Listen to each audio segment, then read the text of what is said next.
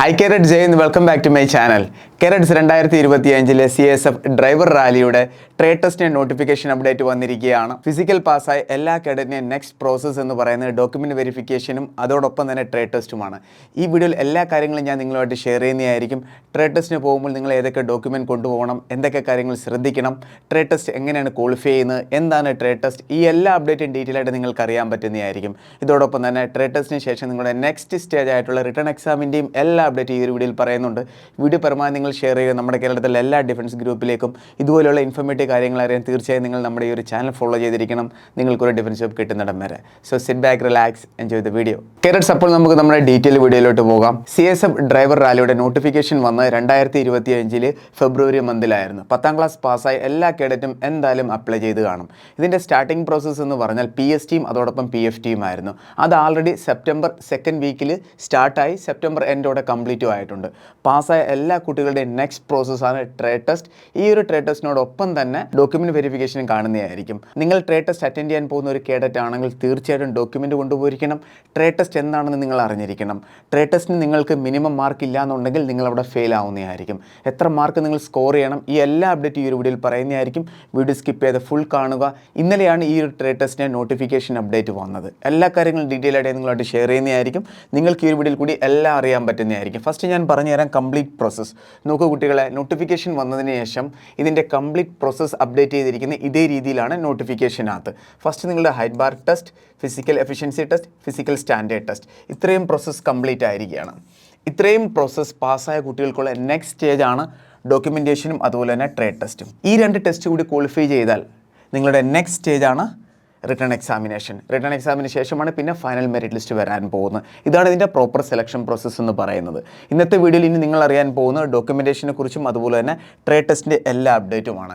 ഇതാണ് ഇന്നലെ വന്ന നോട്ടിഫിക്കേഷൻ എന്ന് പറയുന്നത്. ഒഫീഷ്യൽ സൈറ്റിൽ നിങ്ങൾക്ക് കിട്ടുന്നതായിരിക്കും.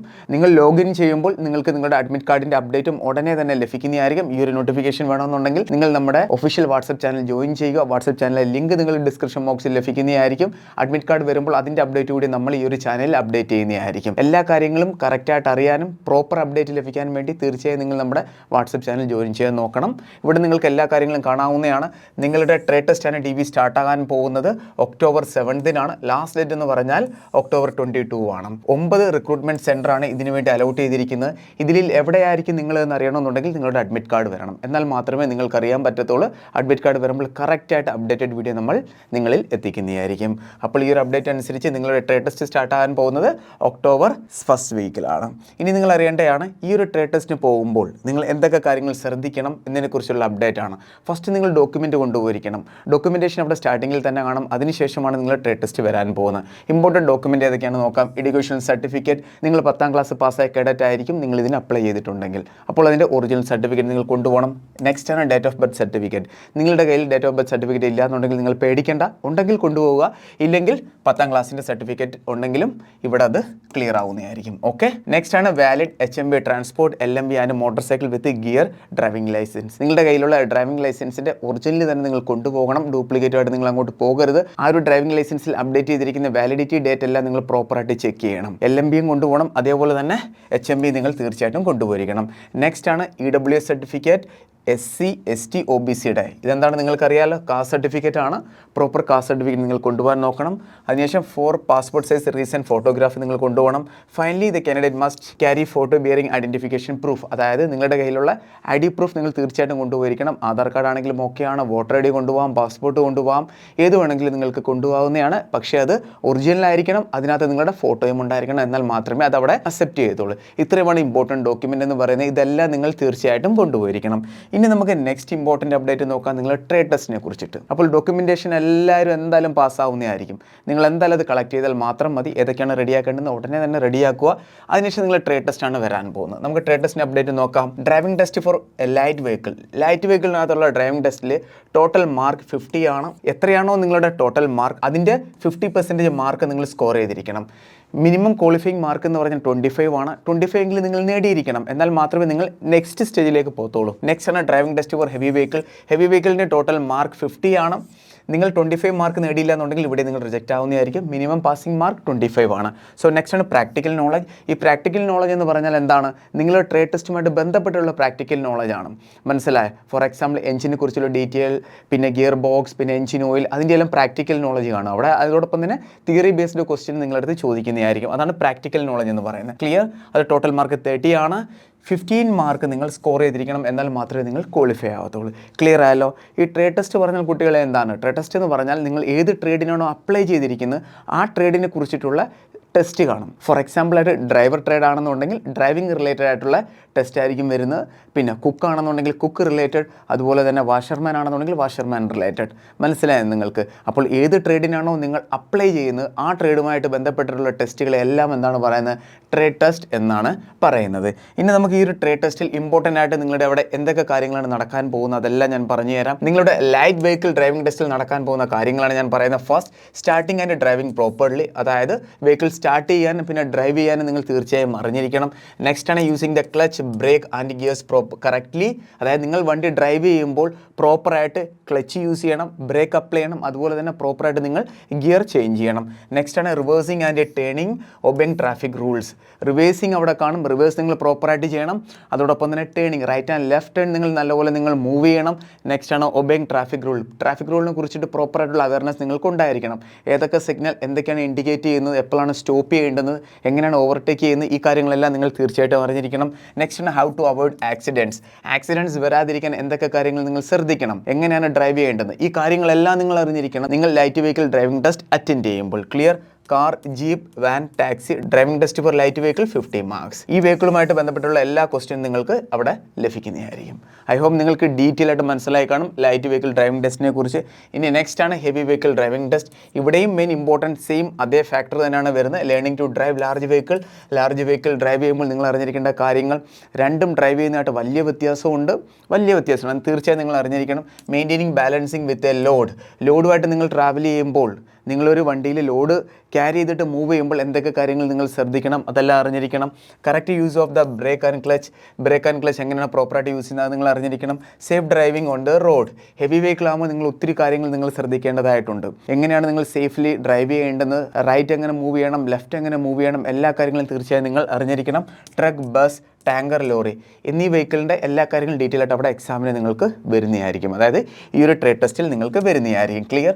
50 മാർക്സ് മിനിമം നിങ്ങൾ 25 മാർക്സ് നിങ്ങൾ നേടിയിരിക്കണം, എന്നാൽ മാത്രമേ നിങ്ങൾ ക്വാളിഫൈ ആവത്തുള്ളൂ. സോ നെക്സ്റ്റ് ആണ് practical knowledge and repairs. Understand engine operation. Engine operate ചെയ്യുന്ന ബേസിക് കാര്യങ്ങൾ നിങ്ങൾ അറിഞ്ഞിരിക്കണം. നെക്സ്റ്റ് ആണ് check the battery, brakes and light. Battery എങ്ങനെയാണ് ചെക്ക് ചെയ്യുന്നത്, ബാറ്ററി ഡൗൺ ആകുമ്പോൾ എന്തൊക്കെ കാര്യങ്ങൾ ശ്രദ്ധിക്കണം, ബാറ്ററി ഡൗൺ ആകുമ്പോൾ എന്താണ് ഇൻഡിക്കേഷൻ അത് നിങ്ങൾ അറിഞ്ഞിരിക്കണം. ബ്രേക്കിനകത്ത് എന്തെങ്കിലും ഫോൾട്ട് വന്നാൽ അത് നിങ്ങൾ അറിഞ്ഞിരിക്കണം. നെക്സ്റ്റ്, ലൈറ്റിനകത്ത് എന്തെങ്കിലും പ്രോബ്ലം ഉണ്ടെങ്കിൽ, പ്രോബ്ലം വന്നു നിങ്ങൾ അറിയണം. അതിൻ്റെ റിപ്പയറിംഗ് നിങ്ങൾക്ക് ചെയ്യേണ്ടതായിട്ട് വരത്തില്ല, അതിന് സെപ്പറേറ്റ് ആയിട്ട് മെക്കാനിക്കാണ്. പക്ഷേ അതിൻ്റെ ബേസിക് കാര്യങ്ങൾ നിങ്ങൾ തീർച്ചയായും അറിഞ്ഞിരിക്കണം. റിപ്പയർ മൈനർ ഫോൾട്ടൊക്കെ നിങ്ങൾക്ക് എന്തായാലും നിങ്ങൾക്ക് എന്താണ് ചെയ്യാൻ അറിഞ്ഞിരിക്കണം.